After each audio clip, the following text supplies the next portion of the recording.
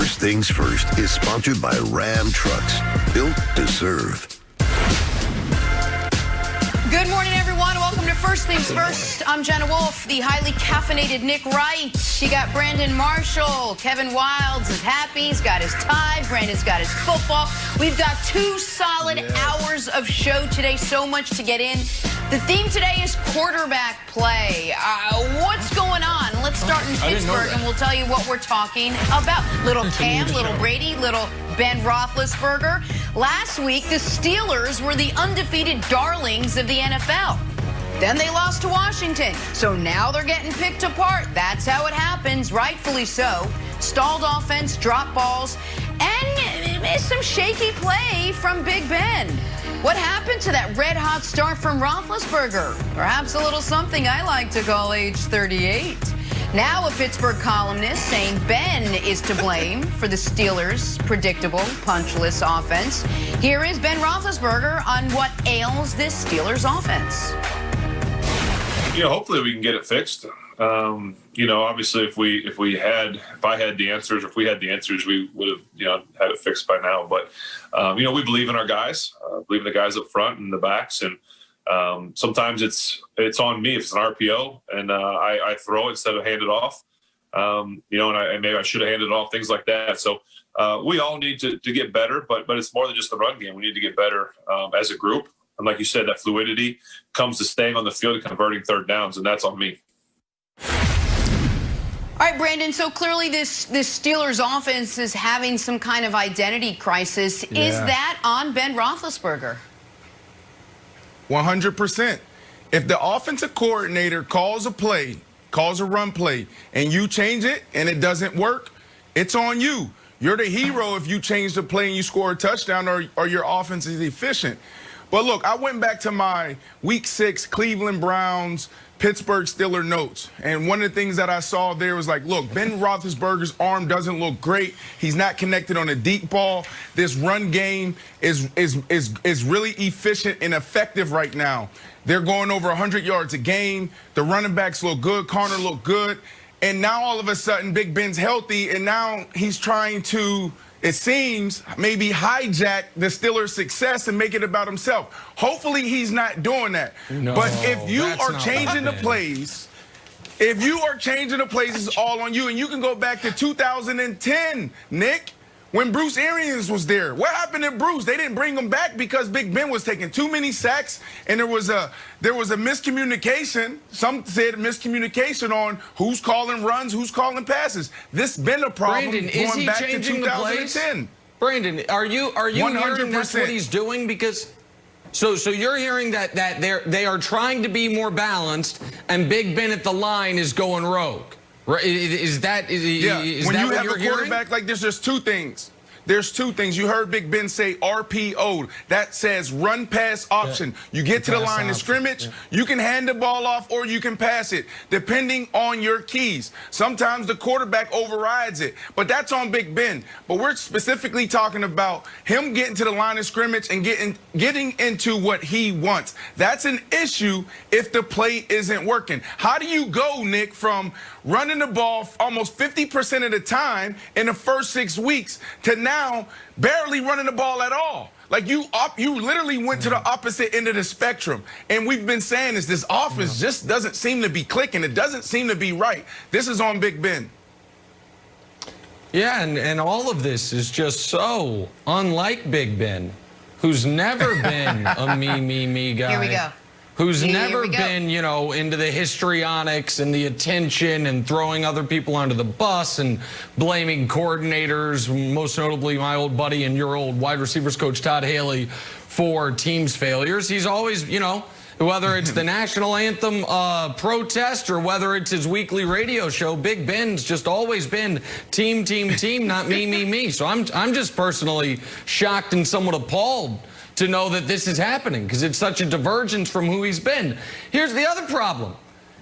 This is what the Steelers' offense has been becoming for the better part of a decade.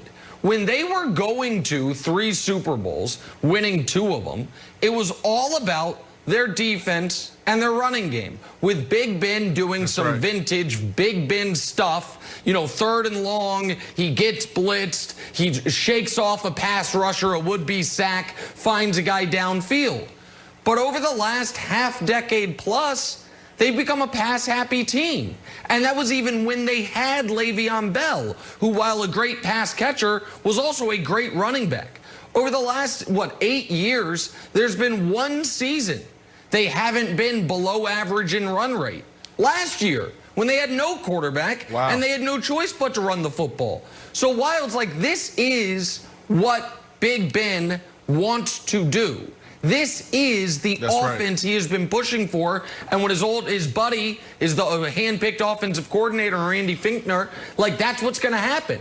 And so, yeah, age 38 doesn't look quite as good in the light of December as it did in the light of September, and I think it's a problem for him.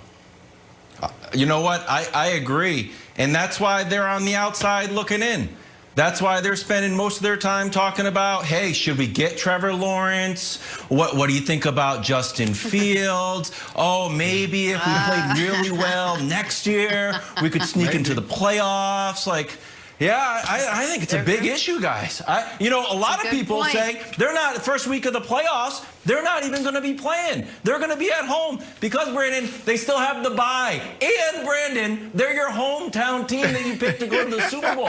So are you abandoning them because Ben Roethlisberger is switching the play at the line? You're like, I'm out. Nick is going to ride with the Chiefs. The Chiefs could somehow score negative points like a fantasy team. And Nick would be like, you know what? Smart play. Smart decision. Only team in the history of the NFL to score negative points.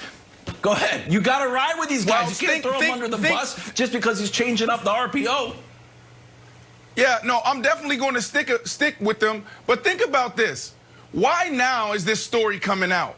Right after you lose your first game, this story comes out. The Pittsburgh Steelers organization probably planted this, right? Like, they've been waiting for this moment. They've seen this thing happening. You heard Coach Tomlin a couple of weeks ago talk about when they're playing against the Baltimore Ravens, how he wasn't happy and he was upset. You saw his demeanor in that press conference. They were absolutely waiting for this moment to get this team back on track. Look, Big Ben, he cannot sabotage this team's success for his own personal gain. He can't do it. He's feeling good. His arm is feeling better. Now he's trying to sling it around. No, don't do that. You have a great defense and run the ball. That is right. And Wilds, with respect, this is why simply evaluating teams based purely on their record and having just results-based analysis is so faulty. Because the Steelers, even if they had beaten Washington, they haven't looked really good in nearly 2 months. The last time they looked really good was the first half against the Titans. They had just crushed the Browns. They were up 24-7 in the first half against the Titans. And how did that first half end? With Big Ben taking points off the board, taking a shot into the end zone that gets picked. That second half, the Titans almost come back. Then they almost lose to Dallas. Then Baltimore gives them the run for their money twice, despite the Baltimore quarterback in those 2 games, whether it was RG3 or Lamar, combining for 6 turnovers. Then Washington beats them. The only 2 dominant performances they've had have come against Jake Luton and the Jags and the Bengals. And with a defense as good as they have, if you have a bad quarterback or a young quarterback, you're drawing dead against this team. The offense has to be better, or this much anticipated Chiefs-Steelers matchup we've been talking about all year, we ain't ever going to get to see it because the Steelers aren't going to forget the Super Bowl, to the conference championship game. So 11-1's great, and 11-0 was better, and 13-3 if they finish the season, that'll look really good. But when you look at how they're playing, they've got issues on the offensive side of the ball, and I think the team knows it. One loss and the whole infrastructure came crumbling down. Let's take a turn to talk some Cam Newton. So much hype with his rebirth in New England, and yet we haven't really seen any of that Cam magic. Cam agrees, but he has an interesting explanation why. We'll share that with you next. First things first.